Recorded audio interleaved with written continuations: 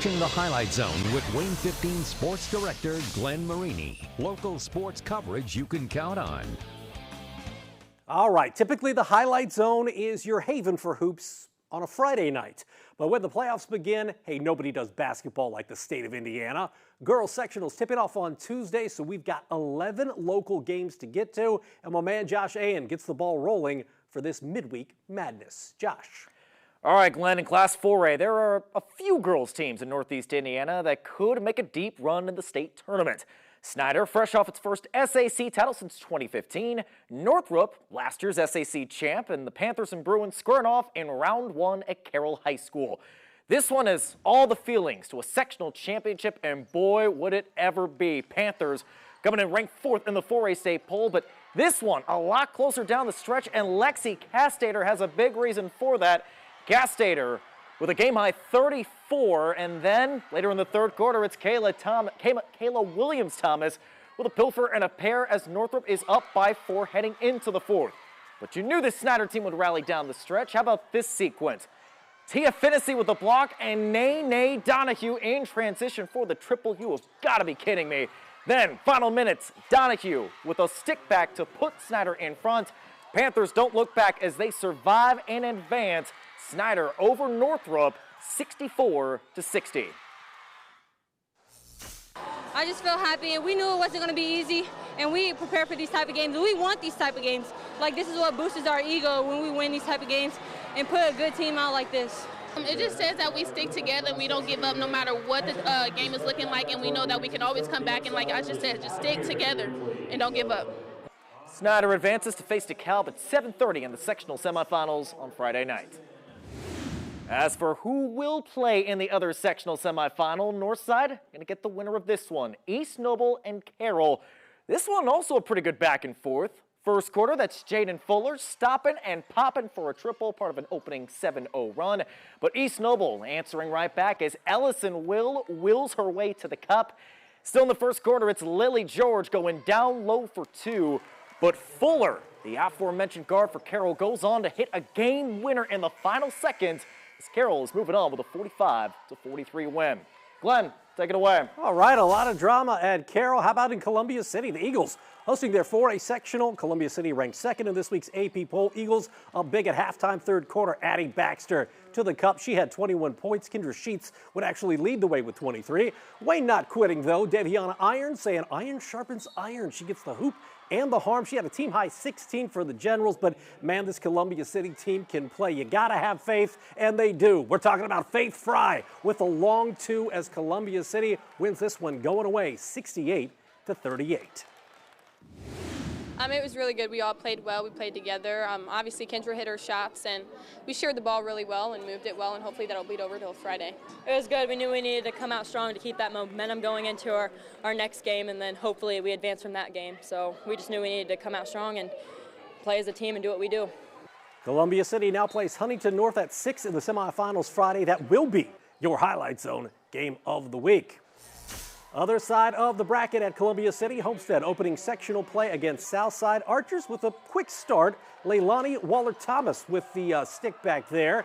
And it's Southside on the board first, but Homestead, well, they got a lot of players that can shoot the basketball, a lot of sophomores that can shoot it. That includes Gabby Helsum, who hit the 3 there. Later, it's Olivia Fry sizzling with the layup. Then you're going to see sophomore Maya Epps go downhill for 2 as Homestead goes on to win 82-24. They get New Haven on Friday. 4A sectional at Northridge. Warsaw ranked 16th in the state. Northridge ranked 7th. We're talking Warsaw down 2 in the fourth. Jocelyn Bricker ties the game up with just 22 seconds left. But Northridge would get the ball for the final possession, and it's Gabby Gates on the back door, and she slams it shut. That's your game winner as Warsaw falls in the final seconds, 57-55. 3A sectional at Garrett, only one game on the Tuesday docket at Paul Bateman Gymnasium. That would be Angola and Leo. First quarter, Angola's Kylie Caswell knifing her way in for 2, but Angola right back. Isabel Collins splashing for 3. Later, you're going to see more from Leo. Leah Chappelle would pick up the deuce right here for the Lions, but it's Angola winning this one 50-43 as the Hornets get Concordia on Friday night. 2A sectional up in Butler, the host Eastside Blazers 21-3 facing 12-10 Central Noble. Cougars, though, up 27-9 at the half. Third quarter. Woo! Grace Swank with a little shake and bake there. The Cougars now up by 20. More Central Noble. Abby Pleat left alone, and she cans it. The lead now at 22 for Central Noble. Eastside trying to chip away. Lucy Kitchen for three here, but an Eastside comeback would fall short as Central Noble wins 47-42. The Cougars now get Prairie Heights on Friday. Let's stay at Eastside. NECC foes Churubusco and Westview squaring off in this one. First quarter action, the Warriors going inside and going to Brianne Corey. It's a good decision. That is 2 of her team-high 24 as the Warriors led by 4. More from Westview, Morgan Riegsecker. This one a long 2 from the baseline, and the Cougars jump out to an early, or the Warriors, I should say, jump out to an early 8-point lead. Busco chipping away. Alyssa Eby with the and one for the Eagles, but it's Westview winning 51-42. The Warriors now get Fremont on Friday.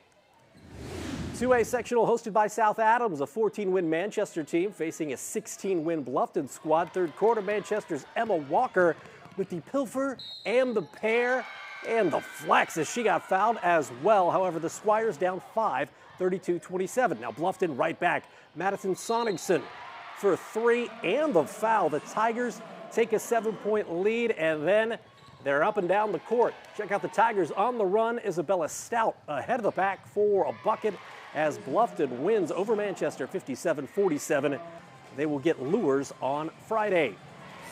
Nightcap in Bern. Adams Central and South Adams, an old-fashioned rivalry game as the Starfires led by the program's all-time leading scorer, Macy Prees. First quarter, it's all Jets. Alex Brotherton in the lane, and Adams Central jumping out to an 11-2 lead. But the Starfires on their home court dig out of that hole. Emerson Smith from deep. Then check out this feed here. Liz Gerber to Lainey Troush. Good luck as it bats off the hand and right there for the bucket as the Starfires win this one 51-39. They get Whitco on Friday. Last stop for girls hoops, we got Lakewood Park Christian hosting as the 15-6 Panthers taking on Elkhart Christian Academy. Second quarter, Lakewood Park's Grace Merkel working it down low for 2. The Panthers led by 11 at that point. A little bit later, Ava McGrade making the grade. She kind of throws this one up and in, and Lakewood Park led 24-7 at the half. Third quarter action.